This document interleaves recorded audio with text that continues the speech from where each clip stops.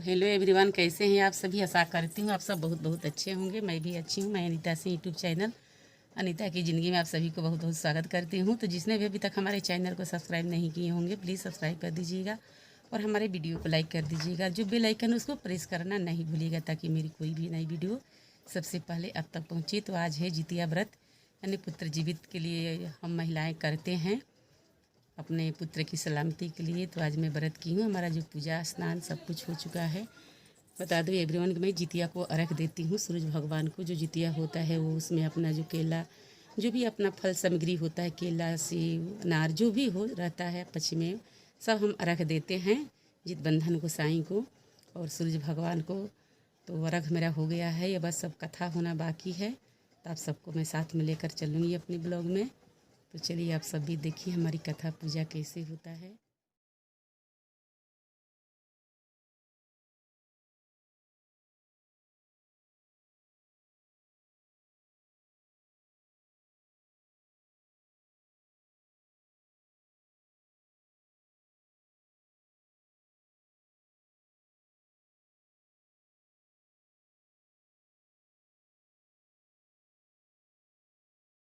कई स्त्री रोने लगी क्योंकि वह अपने बेटे के दर्शन से निराश हो चुकी थी। उसका पुत्र मर चुका था। वह रोती हुई कहती है, हाय मुझ बूढ़ी माता के सामने मेरा बेटा मरा जा रहा है। उसका रुदन सुनकर राजा जिमुतवाहन का तो मानो हृदय विदीर्ण हो गया। वह तत्काल उसी स्त्री के पास गया और उनसे पूछा, तुम्हारा बेटा कैसे मरा है। बूढ़ी ने कहा, गरुड़ प्रतिदिन आकर गांव के लड़कों को खा जाता है। इस पर उस दयालु राजा ने कहा, माता अब तुम रो मत, आनंद से बैठो, मैं तुम्हारे बच्चे को बचाने का यत्न करता हूँ। ऐसा कहकर राजा उस स्थान पर गया जहाँ गरुड़ प्रतिदिन मांस खाया करता था। उसी समय गरुड़ भी उस पर टूट पड़ा और मांस खाने लगा। जब अतिशय तेजस्वी गरुड़ ने राजा की बाई आँख खा लिया तो झटपट राजा ने अपनी दाहिनी आँख फेर कर गरुड़ के सामने कर दिया। यह देखकर गरुड़ जी ने कहा, तुम कोई देवता हो? कौन हो तुम? मनुष्य तो नहीं जाने पड़ते हो। अच्छा, अपना जन्म और कुल बताओ। पीड़ा से व्याकुल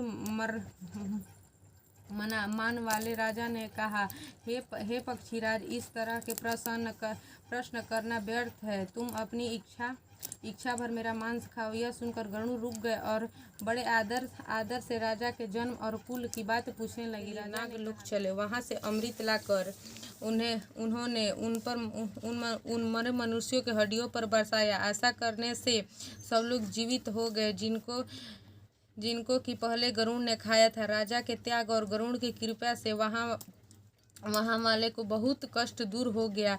उस समय राजा के शरीर में शोभा दूनी हो गई थी। राजा के दयालुता देखकर गरुड़ ने फिर कहा, मैं संसार के कल्याणार्थ एक और वरदान दूंगा। आज अश्विनी कृष्ण सप्तमी से रहित शुभ अष्टमी तिथि है। आज ही तुमने यहाँ की प्रजा को जीवनदान दिया है। हे वत्स, अब से यह दिन ब्रह्म भाव हो गया है। जो मूर्ति भेद के विविध नामों से विख्यात है वही त्रिलोक्य में पूजित दुर्ग अमृत प्राप्त करने के अर्थ में जीवित पुत्रिका कहलाई है। सो इस तिथि को जो स्त्री उस जीवित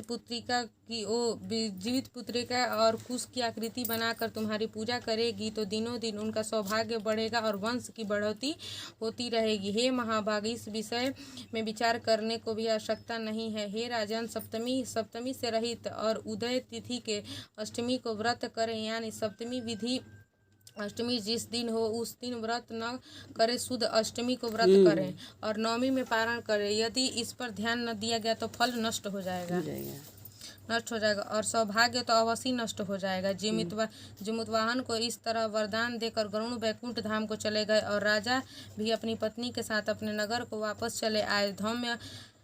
धौम्य द्रौपदी से कहते हैं कि हे देवी, मैंने यह अतिशय दुर्लभ व्रत तुमको बताया है। इस व्रत को करने से बच्चे दीर्घायु होते हैं। हे देवी, तुम भी पूर्णोक्त विधि से यह व्रत और दुर्गा जी की पूजन करो तो तुम्हें अभिलाषित फल प्राप्त होगा। मुनिराज धौम्य की बात सुनकर दुर्गा जी का द्रौपदी के हृदय में एक प्रकार का कौतूहल किसी एक चील ने सुन लिया और अपनी सखी सियारिन को बतलाया। उसके बाद पीपल वृक्ष की शाखा पर बैठकर उस चील ने उसी वृक्ष के एक खोते में बैठकर सियारिन ने भी व्रत किया। फिर वही चील किसी उत्तम ब्राह्मण के मुंह से यह कथा सुनाई और पीपल के खोते में बैठे हुए अपनी सखी सियारिन को सुनाया। सियारिन ने आधी कथा सुनी कि उसे भूख लग गई और वह उस समय शव से भरे हुए शमशान में पहुंची। वहां उसे इच्छा भर मांस का भोजन किया और चील बिना कुछ खाए पिए रह गई और सवेरा हो गया। सवेरे वह गौशाले में गई और वहां गौ दूध पिया। इस तरह नवमी में उसने पारण किया। कुछ दिन बाद वे दोनों मर गए और अयोध्या में किसी धनी व्यापारी के घर में जन्मी। संयोग से उन दोनों का जन्म एक ही घर में हुआ, जिसमें सियारिन ज्येष्ठ हुई और चील छोटी हुई। और दोनों सभी शुभ लक्षणों से युक्त थी, इसीलिए बड़ी लड़की काशीराज के और छोटी उनके मंत्री के साथ गृहपत्य अग्नि के सामने विविध पूर्णस ब्याही गई। पूर्व जन्म के कर्म फल से वह मृगयनी रानी हुई। जिस किसी भी संतान को उत्पन्न करती वह मर जाता था। सियारिन जौन रही तो मर जाता रहन जा पुत्र। और पूर्व जन्म की बातें को स्मरण करने वाले मंत्री की पत्नी ने अष्ट वसुओं के सदस्य से 8 बेटे उत्पन्न किए और सभी जीवित रह गए। अपनी बहन के पुत्रों को जीवित देखकर ईर्ष्यावश राजपति ने अपने सप्त स्वामी से कहा कि यदि तुम मुझे जीवित रखना चाहते हो तो इस मंत्री के पुत्रों को उसी जगह भेज दो जहाँ मेरे बेटे गए हैं, अर्थात इन्हें मार डालो। यह सुनकर राजा ने उस मंत्री के पुत्रों को मारने के लिए कई प्रकार का उद्योग किए, पर मंत्री के पति ने जीवित पुत्रिका का पुण्य बल से बचा लिया। एक दिन राजा ने अपने आदमियों से उन पुत्रों के सर कटवाकर पिटारे में रखवाया और वही पिटारे उनकी माता के पास भेज दिया, किंतु वे 8 बेशकीमती ज्वरात हो गए और वह भले चंगे हुए लड़के 8 अपनी माता के पास चले गए।